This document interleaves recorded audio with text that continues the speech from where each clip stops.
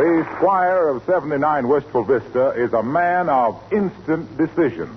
He decides important questions in a flash, just like that. Of course, he may not do anything about it right away, but he decides quickly. For instance, a problem has just come up but maybe you'd better hear about it from Fibber, McGee, and Molly.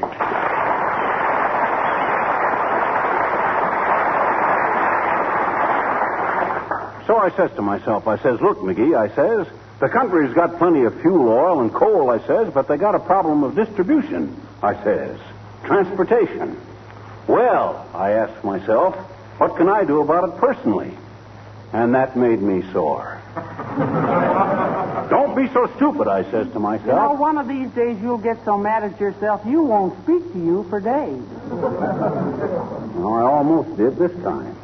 Well, I says, looking myself right in the eye, which was kind of hard to do because there's a wobbly place in that hall mirror. Well, you got to convert our furnace back to coal burner, I says, because coal is going to be easier to get in this locality than fuel oil. So that's what I'm going to do. Where's my pipe wrench? You didn't have a pipe wrench. Huh? No, you borrowed it from Mr. Toops and I gave it back to him. You never smoke a pipe anyway. Oh, I see. I don't smoke a pipe, so you give away my pipe wrench. Well, will you permit me to keep my monkey wrench if I go out and buy a monkey? Now, don't be ridiculous. Besides, I don't think you can change our furnace from oil to coal by yourself anyway. Is that so? Why, it's a cinch, Mrs. McGee. Or it would be if you didn't play Mrs. Santa Claus with all my equipment. Well, I guess it serves me right for not putting a padlock on my tool chest, I guess. You had one on it once, remember? Huh? And I could never get you to fix anything because you could never find the key to the padlock. I didn't need a key. All I had to do was hit it a whack with a hammer and it'd fly open. Well, then why didn't you do it? I couldn't. The hammer was in the tool chest. Look, dearie, why don't you call the Wistful Vista Furnace Company? They changed our furnace from coal to oil. They could change it back again very simply. No, sir. I'm strictly a guy that likes to do things with his own hands. That's how I'm going to have to do it, too. Now you've given all my tools away. No, I didn't give them away. I gave them back. Anyway, we're getting off the subject. What subject? Our furnace. What's the matter with it? You're going to change it back from oil to coal. I am? Who said? Oh, yeah. Well, I better get started. Hand me a cigar in the morning paper, will you? What for? Well, I got to read what the weather's going to be. The paper doesn't tell what the weather's going to be, McGee. In wartime, it just tells what the weather was yesterday. That's all right. I intended to change the furnace yesterday. Anyway, I got to sit down a while and figure out exactly what to do. You see, the efficient way to do something... Who's that? Oh, it's probably one of the neighbors come to get his hacksaw back. That hacksaw is mine. Are you sure? Sure, I'm sure. The guy I borrowed that from moved away from here years ago. That's different. Come in. Hello there, daughter. Hello, Johnny. Hello, Mr. Oldtimer. Hi, short, dark, and weather-beaten. What's on your mind? Heard the news, kid? Yes, we heard. St. Louis won. I don't mean that, daughter. Circus is coming to town next week. Thought maybe Johnny here would want to go down there with me and carry water for the elephants. Who, me? No, thanks. Never again for me. I tried it a couple of years ago. Didn't they give you a free ticket? Yes, they did, Mr. Oldtimer, but McGee was so tired from carrying water he slept through the whole performance. Besides, circuses don't thrill me anymore. I traveled with one once, you know. You did, Johnny? What doing? You remember that act where the guy rides the bicycle across the tight wire, 65 feet in the air, with a beautiful gal on each shoulder? Wowie! Was that you, Johnny? No, but it was my bicycle. Rented it to him for $1 a day. That's moderately amusing, Johnny. But I heard an interesting variation of it. Variation I heard, one feller says, t'other feller says, he says, Mrs. Roosevelt ain't traveling as much as she used to, is she? How can she, queries t'other character. I hear Mr. Wilkie's borrowed her suitcase.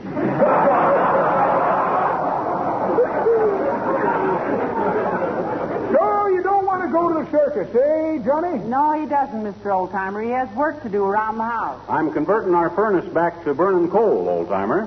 That's so. Yeah. Going back to coal for the duration, eh? Yes, we are. Good for you, daughter. You won't regret it.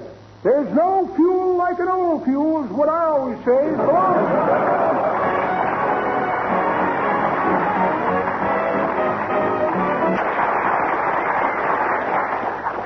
Let me see now. 43 across, 4-letter word meaning article attached to a heel. Hey, Molly. Yes. What's a 4-letter word meaning something attached to a heel? Spur, that's fastened to a heel. Oh, sure, spur. All I could think of was swastika.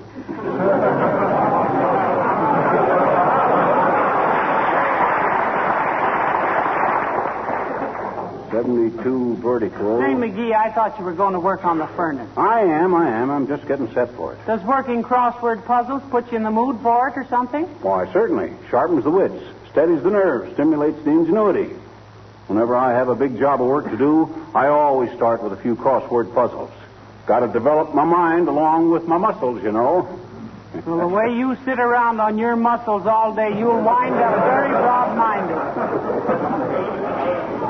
I fixed that up. Yes, sir. Say, after you change the furnace so it'll burn coal again, you might weather strip the doors and windows too, dearie. The tighter the house is, the less fuel we'll have to burn. Ah, the windows fit tight enough. No, they don't. Our dining room windows have a draft that would take married men with 7 children.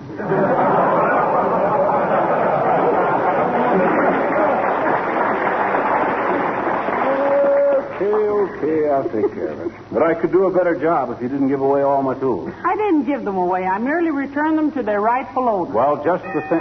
Come in. Well, for goodness sakes, Abigail Uppington. How do you do, my dear? And Mr. McGee? And a warm wiggle of the pinky to you, Upsy. What do you see in the tea, kid? I beg your pardon? He means what goes, Abigail. What's cooking? What do you hear from the mob? Sure. Try a handle on the scandal. Give out what's fresh from the breast. What's the good word, Sue? Do I gather, Mr. McGee, that you're asking me what I know that is new? That's it, Abigail. She's Hep McGee. Yeah. She's no sticky little licky. I'm afraid I don't know anything startling, my dear. But I am entering Fifi, my Pekingese, you know, in the dog show today. And I wondered if you'd care to go with me. It's for the benefit of the USO, you know. Uppy, do you mean to stand there in the middle of your minks and tell us that you're finally exposing little Fifi to a rude association with common canine? I think it'll do Fifi good, McGee. She sees too much of people and not enough of other dogs. That's exactly what I thought, my dear. It's bad enough for a person to lead a dog's life, but when a dog leads a person's life, oh, that's horrible. I'm afraid Molly can't go with you, Uppy. I'm changing our furnace from an oil burner back to a coal burner. Fuel conservation, you know. Well, can't you work without Mrs. McGee here? He can, but he probably won't. Are you changing the furnace all by yourself, Mr. McGee? Yep, with my own little chubby hands, Uppy. Oh, my, how clever of you. Well, Fifi will be tremendously disappointed, Mrs. McGee. I'm sorry you can't go with me. Well, I am too, Abigail, and I do hope that Fifi wins the diamond-studded pork chop or whatever the prize is. Oh, well, thank you. I'm sure she'll take a ribbon at least. Oh, well, don't worry about that, Uppy. A funny-looking mutt like Fifi is bound to take a little ribbon. Please, Mr. McGee, Fifi is definitely not a mutt. She is a direct descendant of champion Hook Sutton Fluff Pickle III of Baltimore. Very good. And now, about your furnace, Mr. McGee. Yeah? Why, may I ask, do you squander your mechanical genius in converting a furnace from oil to coal when you personally have been so richly endowed by nature with a substitute for both? Oh, sure. What substitute? Hot air. Well, goodbye.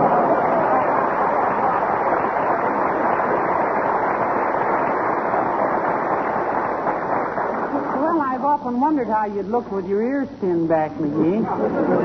It's very becoming. Boy, she was really peeved, wasn't she? Did you see her draw herself up to her full width? Now, listen, it's about time you stopped talking about that furnace and began doing something about it. Better get into some old clothes. You gave all my old clothes away to the Red Cross, remember? I'll put on my coveralls. Say, I gave your coveralls away, too. You wore them fishing all summer, and they were adding no charm whatsoever to the atmosphere around here. Well, I can't work around the furnace in my good clothes. I'll have to run downtown and get me a pair of coveralls. Got to get me a pipe wrench and some stuff anyway. Now, don't buy all the tools in the hardware store. You don't need them. Heavenly days, I could do the job myself with a bobby pin and a stick of chewing gum. What flavor? Peppermint. What difference does it make? Now, hurry along so you'll be back in time for... Hello, folks. Oh, hi, Harlow. Molly, you remember our Mr. Wilcox. He's the fellow that didn't used to have that mustache. Hello, Mr. Wilcox. Don't mind McGee. He envies you that mustache. I do not. Yes, you do, you rascal. You've tried a dozen times to raise one like Ronald Coleman, and it always wound up looking like a race between two caterpillars. Well, he looks better with a bare face anyway, Molly. And I need mine in my work. What do you mean, Junior? Well, I'm sensitive. And it helps me keep a stiff upper lip when I see dusty, cracked, neglected-looking linoleum that could be given a new lease on life with the treatment of Johnson's self-polishing glow coat. I see what you mean. Why don't you go all the way and raise a beard, too, Wilcox? Why a beard, pal? So when you meet a housewife who isn't familiar with how glow coat saves hours of housework and preserves her linoleum in these times when it's so important to conserve everything we have, when you meet a gal who doesn't know how easy it is to use Johnson's glow coat, how it shines as it dries in 20 minutes or less. But why a beard, McGee? Well, when he meets somebody that don't know about glow coat, his face is going to fall so far he's going to need a cushion under his chin. Well, that's a great idea, Fibber, but it isn't necessary. I don't think there is anybody who hasn't heard about glow coat. Oh, now you just say that. Say, by the way, Mr. Wilcox, have you got a suit of coveralls that McGee could borrow? Something in a drape shape with a reed pleat and a stuffed cuff? No, I haven't any coveralls. Don't need them. Demonstrating glow coat is so clean and simple. Yes, we know. McGee is converting our furnace from oil to coal, Mr. Wilcox. You know, fuel conservation. Oh, yes. Did you check up to see which was best for this locality, Fibber? Why, certainly I did. You think I'm that dumb? Oh, at least. Well, I'll be running along now, folks. Nice to have seen you.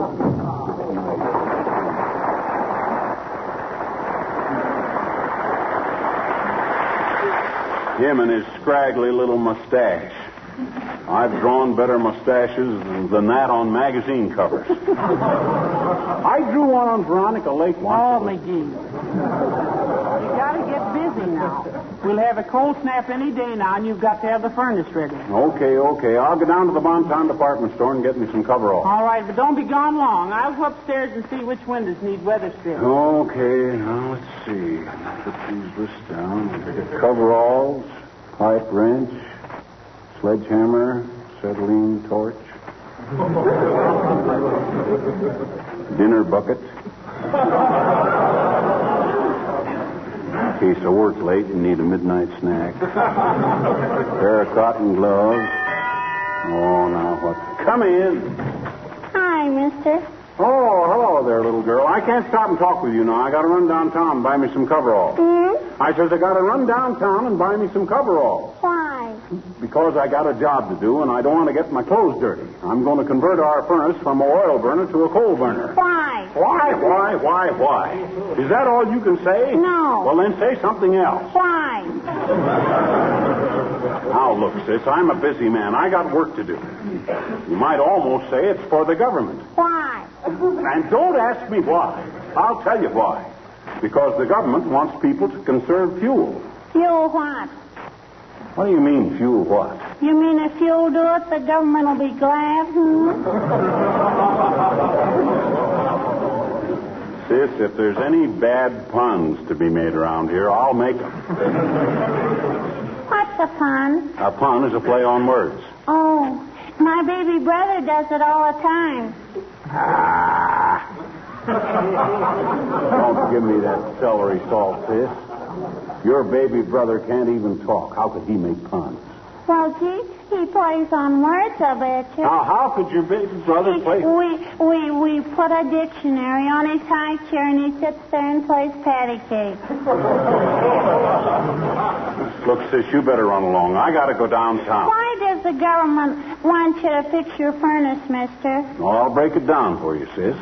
In wartime, the Army and Navy and factories need all the oil and coal they can get, you see?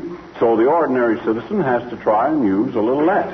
I bet you're an awful ordinary citizen, too, I bet. Well, I certainly... Huh? Oh, then we got a transportation problem, sis. Oh. Trains and boats are needed for hauling soldiers and supplies. So we got to cooperate and use whatever fuel is handiest. Oh. And the supply of oil being a little shorter than coal, the government wants us to change over our oil burners to coal burners wherever possible. Oh. So I'm doing it. You understand? Sure I do, I bet you. Well, good for you, sis. That's a wonderful tribute to the logical way I explain things. Natural result of clear thinking. I know it. My daddy says you're one of the most open-minded men he ever knew. Oh, he did, huh? Sure. Oh. And he says it's a good thing, too. Because if anybody's mind ever needed air and out, yours does.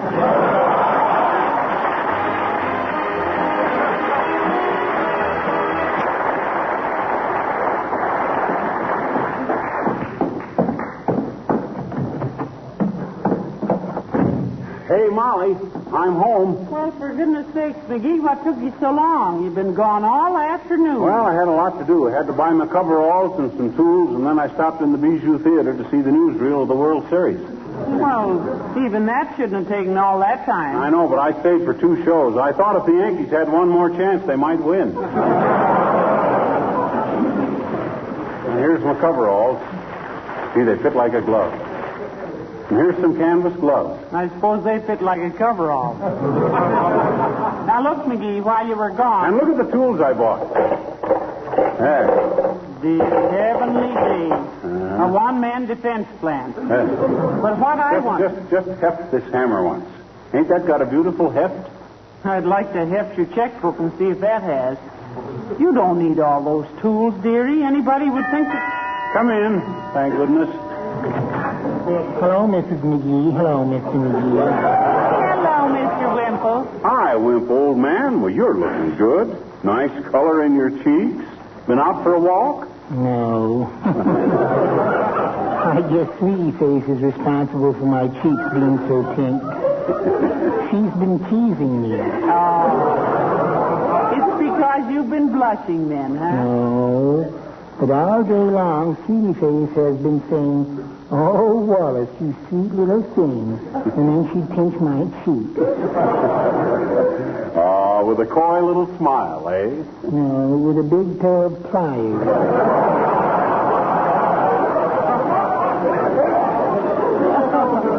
Why, Mr. Wimple, how could she do such a thing? Oh, easily, Mrs. McGee. She takes me by the back of the neck with one hand, with the pliers in the other. No. My wife means, how could she have the heart to do it, Wimp? Or hasn't she got a heart? Of course she has, Mr. McGee. Sweetie Face has a heart as big as all outdoors.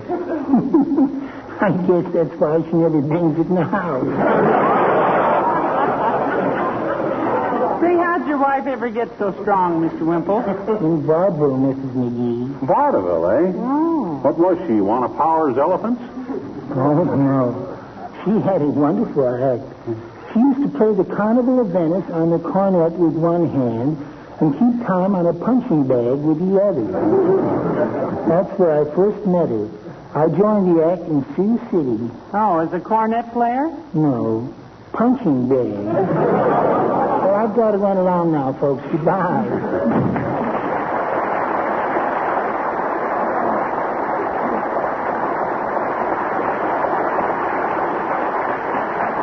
I know what killed vaudeville. It was Sweetie Face. You know, I used to love vaudeville, McGee. I never missed a performance in Peoria. Me either. I fell in love with Eva Tangway when I was 13. That's nothing. I wanted to marry the Weaver brothers when I was 12. It would have been bigamy, but love conquers all. Ain't it the truth? I remember once when York and King... Oh, but hey, I got to get busy on the furnace. Oh, yes, about the furnace, McGee. Come in. Oh, Mayor Latrivia. Hello, Mr. Mayor. Hello, Mrs. McGee. Good evening, McGee. Hi, Latrivia. How's all the committees in our gritty little city? If you mean how are things going with our municipal government, McGee, they're going splendidly. Though my interest may be short-lived. Oh, you're not resigning as mayor. On the contrary, Mrs. McGee, I'm seriously considering running for governor. This is confidential, incidentally. Oh, we can keep a secret, Latrivia. Possibly in the spring. Some of the most influential men in the state met at my house last evening to discuss the matter. Yes, we heard them as we walked by, didn't we, dearie? I'll say we did, Latrivia. Quite a raucous little caucus. Really?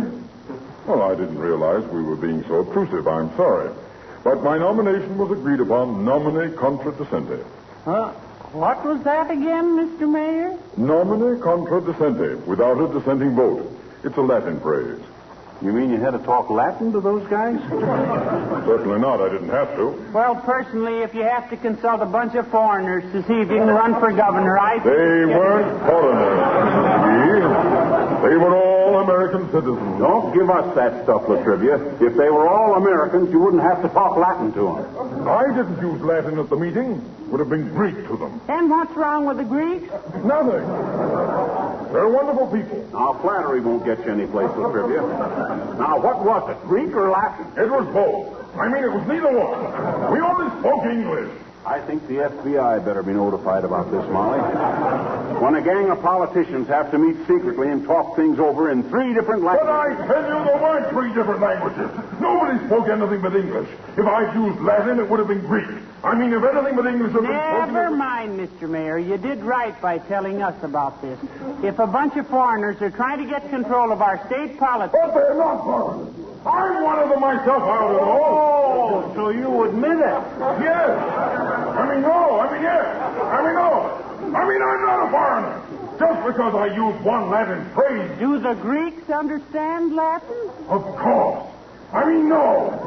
Oh, why do I ever try to explain things to you people? Why do I have... Oh, McGee. Huh? What's that on the floor in front of you? Where? I don't see any. Oh! Hey, what's the idea? Oh, nothing. Just such a pleasure to see you. Stoop!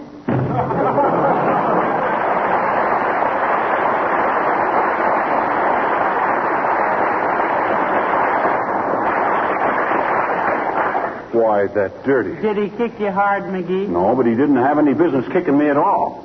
We were just kidding him. Him and his Latin. Can't he take a joke? He can take it and he can dish it out, too. Now, put those tools in your coveralls away and get washed up for supper. No, I got to get started to work on that furnace. No, you don't. Huh? I don't? No. I called the Wistful Vista Furnace Company while you were gone, and they did it in an hour. You mean the furnace is It's all taken care of. It is? Well, Simeon Norum Avuncularis. What does that mean? That's another Latin phrase meaning I'll be a monkey's uncle. At work on the furnace, Molly. Why? Oh, I love to do jobs like that. I was raring to go. Why, when I get a chance to do some handiwork, every nerve in my body quivers. I know, dearie, and I've always admired it. My handiwork? No, your nerve. Oh, good night. Good night, all.